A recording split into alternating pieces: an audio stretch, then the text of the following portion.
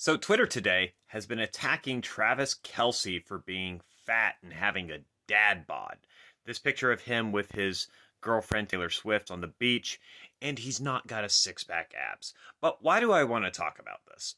Mostly because it shows the disconnect to how non-athletes perceive what makes you actually fit and athletic in shape for your sport.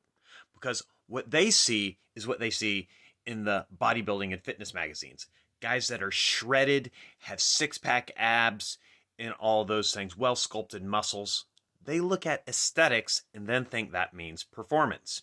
But that's not really what makes performance, is it? In fact, a lot of those guys in the magazines are not good athletes, or at least they're not fit to perform at the moment those pictures are taken because they've been dieting too hard and they're too low body fat. And it's not just football where people do this. A lot of people think they have to look like Cristiano Ronaldo, who's ripped and have six-pack abs, to actually be in shape and be fit for soccer. They think this is what you're supposed to look like. But the reality is Ronaldo is more of an outlier than he is the norm. And that's exactly why Neymar was criticized for looking like this. They were calling him fat for this, which basically he just doesn't have visible abs. Like in this photo, if I'm being completely honest, I really can't tell the difference between is he just breathing in, has he just eaten a meal or something like that? But the fact of the matter is that's not how we determine whether an athlete is fit to play their sport.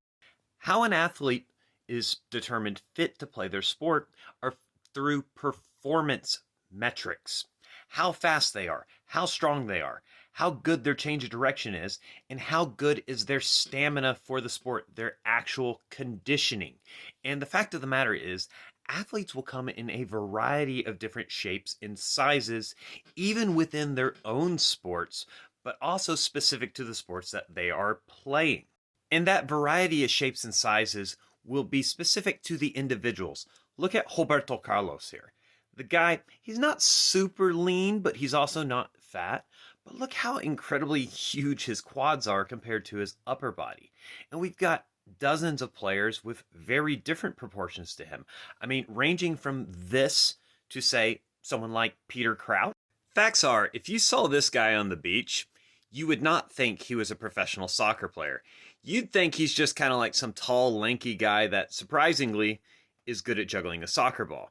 It's like, look at how skinny he is. He's not actually even all that lean, to be completely honest. His legs are tiny, which is actually probably the most shocking thing for a professional soccer player, in my opinion.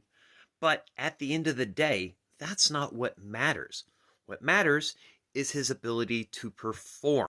And in all sports, and specifically with soccer, we have those performance metrics that we can actually measure their ability to perform, not based on how their body looks. How their body looks is largely irrelevant to performance.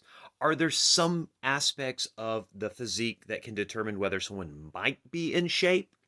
Sure. But here's the thing, for every person that looks shredded and with abs that's in shape, there's a dozen more that are not actually fit to play that sport. So it's not even really that good of a metric. And while there are obviously very clear examples of where people are too overweight, which makes them out of shape for the sport, there are also a few that can surprise you. And then that's really not something that they can't overcome. I mean, depending on how much extra fat they have, they can just diet for a month or so, and then they'll be perfectly fine. But the moral of the story is this. The way non-athletes perceive whether an athlete is actually in shape for the sport is distorted thanks to the fitness industry prioritizing aesthetics and super lean physiques, which actually probably aren't that fit for sports.